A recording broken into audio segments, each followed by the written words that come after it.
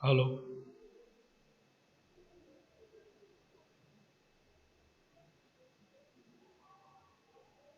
Hello.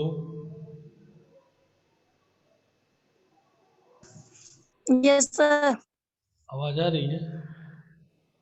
Yes sir.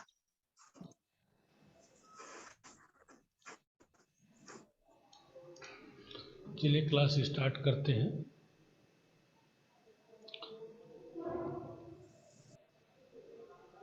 PHP के oops concept में आज हम लोग कंस्ट्रक्टर और डिस्ट्रक्टर पढ़ेंगे। तो आइए देखते हैं कि कंस्ट्रक्टर क्या होते हैं और डिस्ट्रक्टर क्या होते हैं।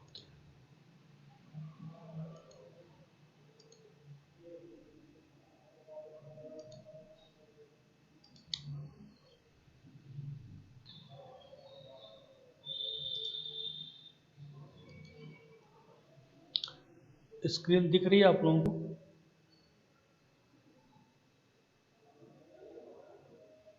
Yes sir. चलिए,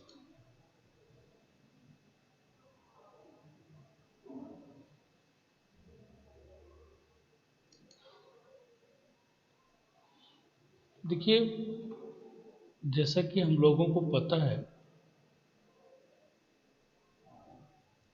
कि कंस्ट्रक्टर नेम और क्लास नेम दोनों सेम होते हैं, ऐसा हमने पढ़ा है। ठीक है। तो जिसे अभी तक हमने जो पढ़ा है, क्लास ABC, ये हमने सी में भी पढ़ा है और C++ में भी पढ़ा। ओ सॉरी, C++ और जावा। क्लास ABC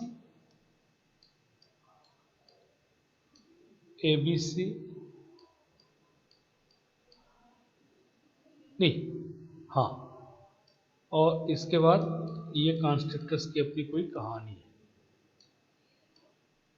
क्लास जिस तरह का क्लास का नेम होता था उसी तरह कंस्ट्रक्टर का भी नाम होता था, ऐसा हम लोगों ने पढ़ा है।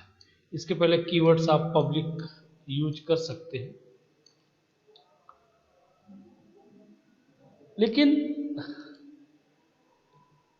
अब हम लोगों को क्या करना है, हम जो इस पे कंस्ट्रक्टर देख रहे हैं, तो constructor in PHP is a special type of function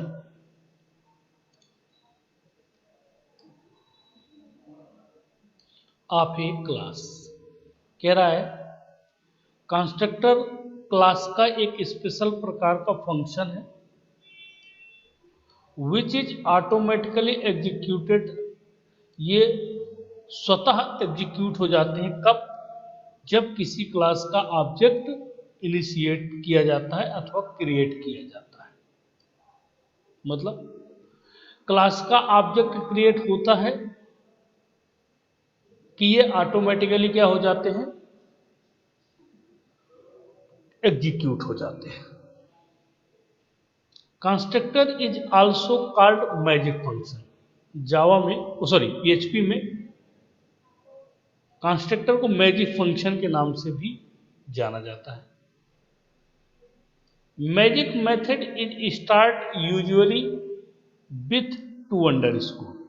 जो मैजिक मेथड है ये दो अंडरस्कोर्स के साथ स्टार्ट होती है, इस तरह से दो underscore.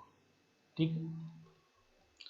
In PHP 4 be create constructor like class name. मतलब PHP 4 तक जो कंस्ट्रक्टर क्रिएट होते थे, तो जैसे हम लोग C++ और जावा में क्रिएट करते थे उसी तरह से क्रिएट होते थे।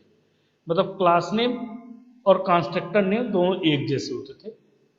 मतलब name of the constructor is same as the name of class. लेकिन PHP 5 में इसको चेंज कर दिया गया। क्या? एक कंस्ट्रक्टर को क्रिएट करने के लिए एक कीवर्ड प्रोवाइड कर दिया गया जिसे हम लोग कंस्ट्रक्ट के नाम से जानते हैं। किसके नाम से जानते हैं? ये दी हुई मेथड कंस्ट्रक्ट के नाम से। 2 अंडरस्कोर है और फिर कंस्ट्रक्ट लिखा हुआ है इस तरह से।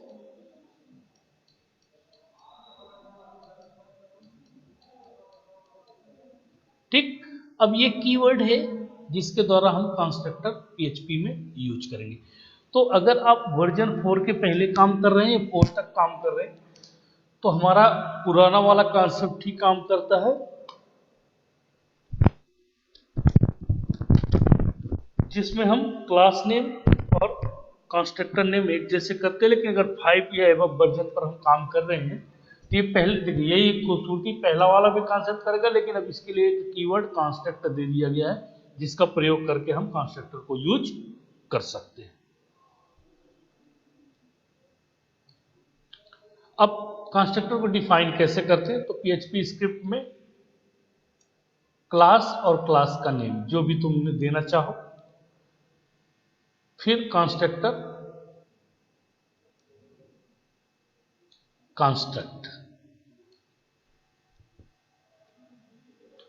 इनिशियलाइज द ऑब्जेक्ट प्रॉपर्टीज, जो भी इसकी ऑब्जेक्ट प्रॉपर्टीज होंगी, और इसको हमने यहां पर क्लोज कर दिया। ठीक, तो अब हम इसका एक एग्जांपल देखते हैं।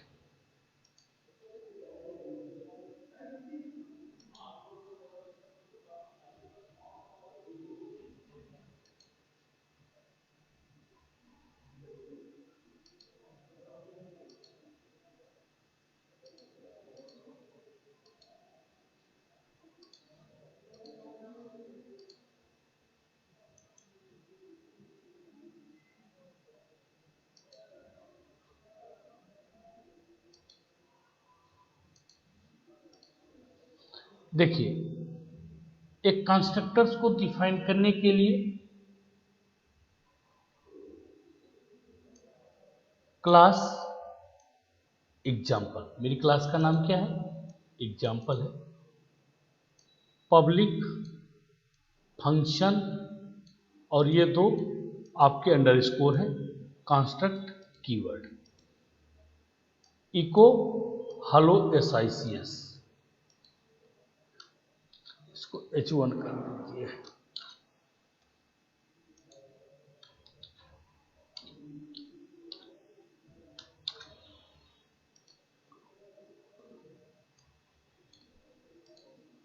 और ये स्पेस को प्रिंट करने के, सॉरी, नेक्स्ट लाइन पर जाने के लिए फिर आप ऑब्जेक्ट न्यू एग्जाम्पल, आपकी क्लास का नेम, ऑब्जेक्ट न्यू एग्जाम्पल। अब एक ही क्लास के कई ऑब्जेक्ट हम क्रिएट कर सकते हैं, तो 2 ऑब्जेक्ट यहां पर क्रिएट कर रहे हैं, तो इसका बेसिकली आंसर हेलो SICS ही आएगा।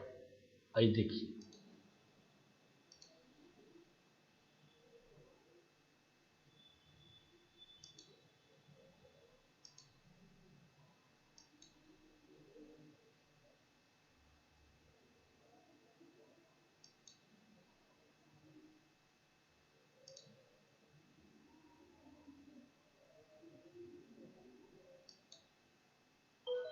दिख रहा है आप लोगों को? Yes, sir. ये देखिए, हेलो SICS और हेलो SICS। ठीक, इस तरह से यहां पर आप देखिए कोड के साथ, यहां फंक्शन, क्योंकि ये स्पेशल फंक्शन है, 2 अंडरस्कोर और कंस्ट्रक्ट कीवर्ड का यूज किया गया है। यहां पर आपने एक मैसेज दे दिया और सिर्फ इसका ऑब्जेक्ट इनिशियलाइज किया है, इसको कॉल नहीं किया है। ये आपको पता है कि कंस्ट्रक्टर ऑटोमेटिकली कॉल किए जाते हैं। अब दूसरा एग्जांपल, एक क्लास है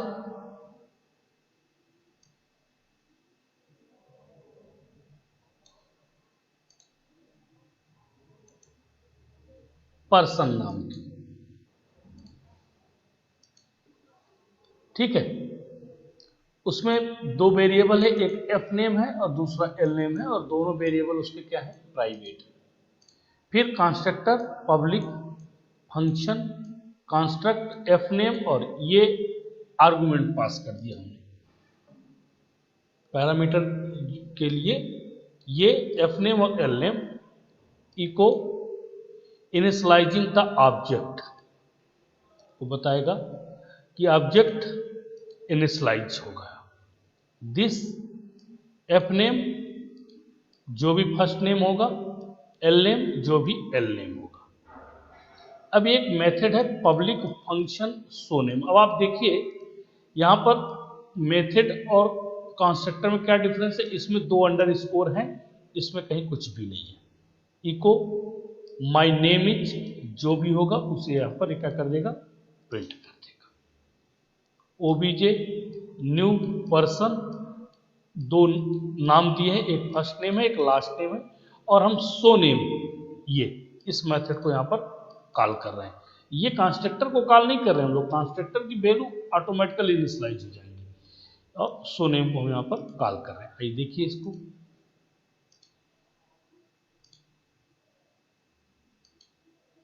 initialising the object my name is Rishabh से। Clear concept? Yes, sir. किसी कुछ डाउट है इसमें कंस्ट्रक्टर पे?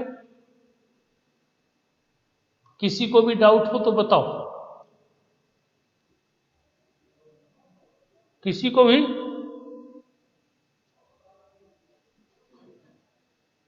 चल अब हम लोग देखते हैं नेक्स्ट कॉन्सेप्ट।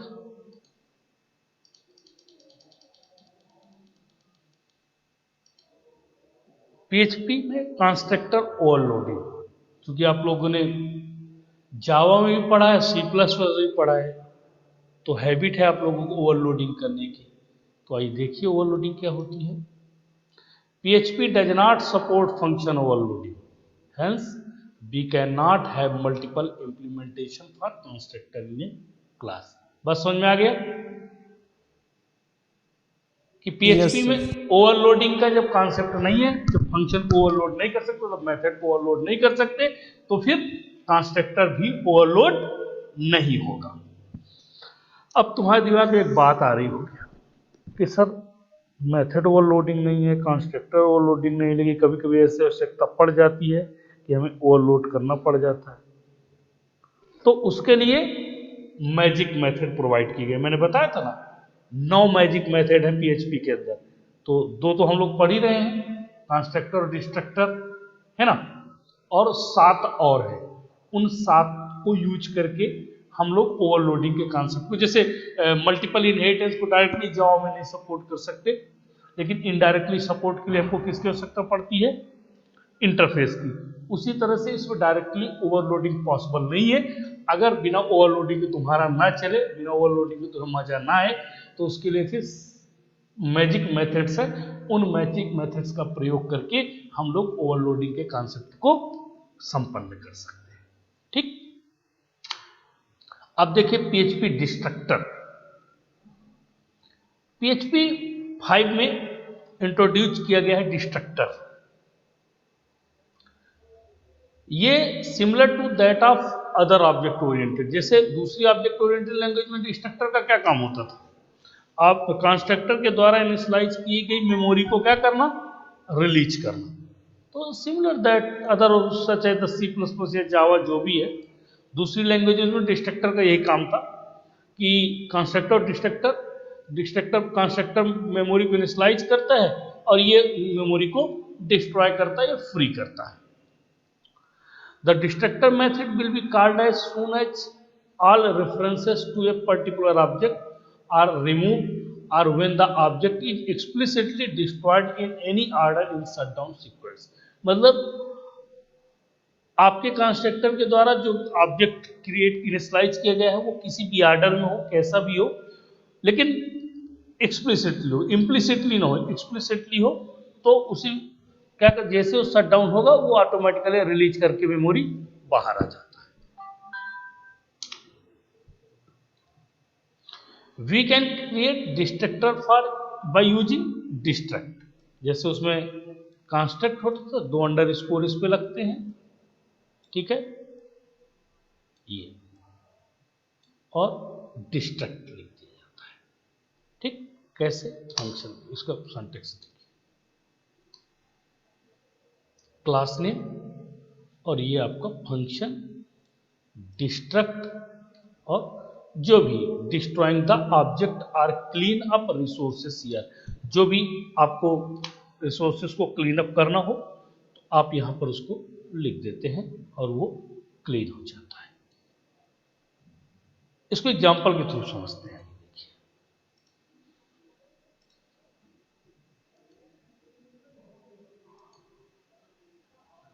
देखिए ये डिस्ट्रक्टर का एग्जांपल है, कंस्ट्रक्टर का पुराना प्रोग्राम उठाया गया है यहां पर, class person private F name private L name public function construct F name और एल नेम, मतलब फर्स्ट नेम और लास्ट नेम। कंस्ट्रक्टर है ये, तो इनिशियलाइजिंग द ऑब्जेक्ट, ऑब्जेक्ट को इनिशियलाइज कर रहा है और वैल्यू को प्रिंट कर रहा है। फिर अब डिस्ट्रक्ट यहीं पर है, public function destruct clean up resources or do something else, मतलब आपके ऑब्जेक्ट को, वो मेमोरी को क्या करता है, डिस्ट्रॉय करने जा रहा है, जो आपके ऑब्जेक्ट ने इनिशियलाइज किया मेमोरी उसको रिलीज करने। पब्लिक फंक्शन शो नेम एक मेथड है, माय नेम इज ये नाम आपका और ये आपका लास्ट नेम, ठीक है। ऑब्जेक्ट न्यू पर्सन एक नया नाम है यहां पर, ऑब्जेक्ट शो नेम। देखिए इसको रन करके, initialising the object my name is Shivangi Singh. देखिए फिर डिस्ट्रॉइंग ऑब्जेक्ट, ऑब्जेक्ट बाद में डिस्ट्रॉय हो रहा है, जबकि आप यहां पर देखिए वो पहले यहां पर डिस्ट्रक्ट लिख दिया, लेकिन जब तक ये शट डाउन नहीं होगा तब तक आपका जो भी आपने रिसोर्सेस यूज किए हैं उन्हें वो क्लीन नहीं करेगा। Initializing the object my name is Shivangi Sen and destroying object. Okay, clear हुआ destructor? Yes, sir. Hello, Yes, clear sir. हुआ? क्लियर हुआ ना? Yes, sir. Yes, sir. आगे चले, Yes, sir. आज का एक और कॉन्सेप्ट देखते हैं हम लोग।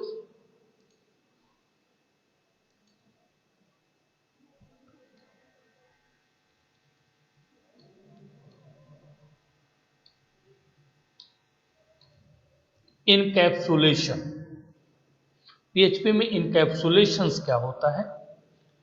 तो encapsulation is a concept where we encapsulate all the data and member functions together from an object, मतलब एक ही ऑब्जेक्ट के साथ सभी डेटा मेंबर्स को हम लोग क्या करते हैं, इनकैप्सुलेट, कैप्सूल के फॉर्म पर करने की प्रोसेस को इनकैप्सुलेशंस कहा जाता है।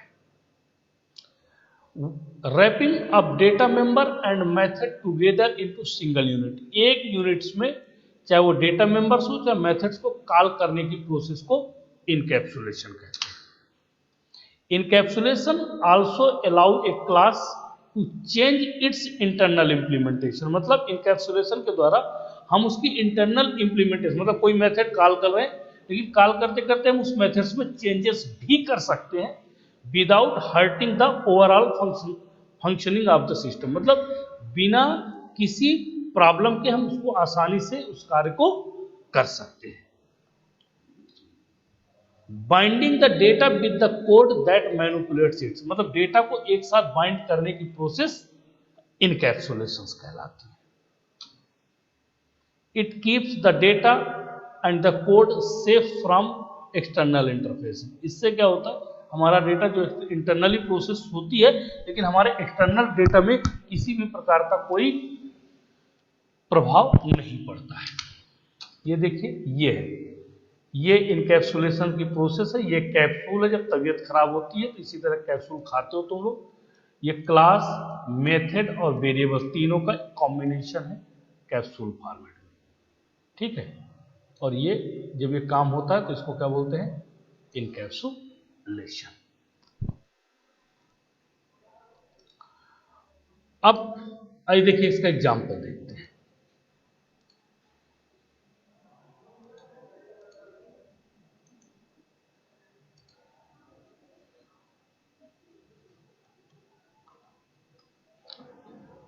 क्लास पर्सन नाम की है, पब्लिक, नेम और एज। थोड़ा समझिएगा इस प्रोग्राम को। फंक्शन, कॉन्स्ट्रक्ट, दो वेरिएबल या एन और ए। तो नेम, एन की वैल्यू जो मिलेगी वो नेम को मिल जाएगी, ए की वैल्यू एज को मिल जाएगी।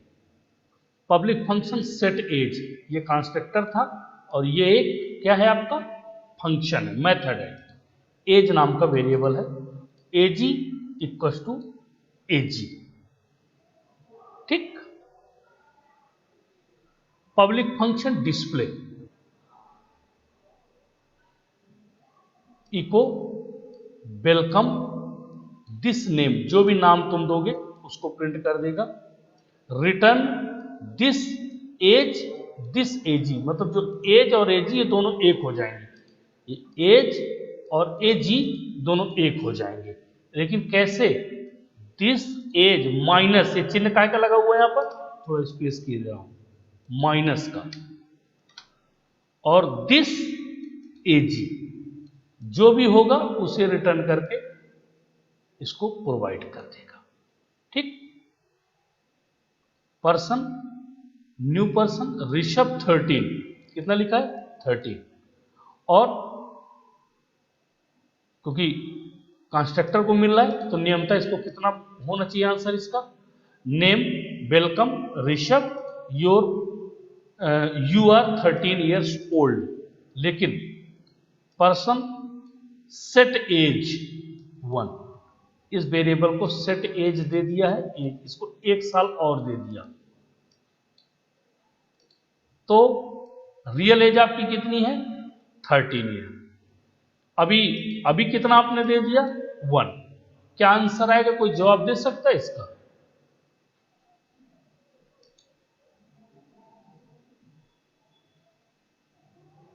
कोई जवाब दे सकते है? सुमित, आफ्ताब, आफ्ताब दे रहा है क्या? मेरी आवाज तो आ रही ना? यस सर, वॉइस आ रही आ रही, ये सब क्लियर हो रहा है क्या सुमित? क्या आएगा आंसर इसका? अभी नहीं क्लियर हो रहा था। चलिए देखो, उसका नाम ऋषभ है, रियल एज उसकी कितनी है 13, नियमता आंसर इसका कितना आना चाहिए, वेलकम ऋषभ यू आर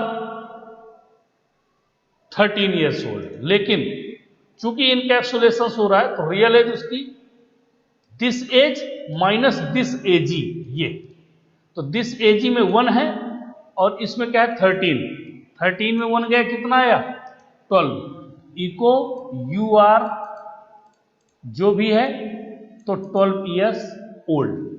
देखो इसको answer, welcome Rishabh you are 12 years old, इसको कहते हैं इंटरनल प्रोसेस। आपके एक्सटर्नल में कहीं कोई प्रभाव नहीं पड़ा, ये कहलाता है इनकैप्सुलेशन। इस कॉन्सेप्ट को हम लोग इनकैप्सुलेशन के नाम से जानते हैं, ठीक है। Hello, yes sir. किसी कोई प्रॉब्लम? No sir. किसी को भी नहीं है? तो आज के लिए इतना ही काफी है। अब जो भी नेक्स्ट क्लास होगी उसमें मैं एक बहुत ही महत्वपूर्ण कॉन्सेप्ट देखूंगा, इनहेरिटेंस। तो कल की क्लास में हम लोग देखेंगे ऊप्स का इनहेरिटेंस का कॉन्सेप्ट, ठीक है, ओके। Yes sir. किसी कुछ पूछना है? नो, कोई नहीं पूछेगा। Thank you.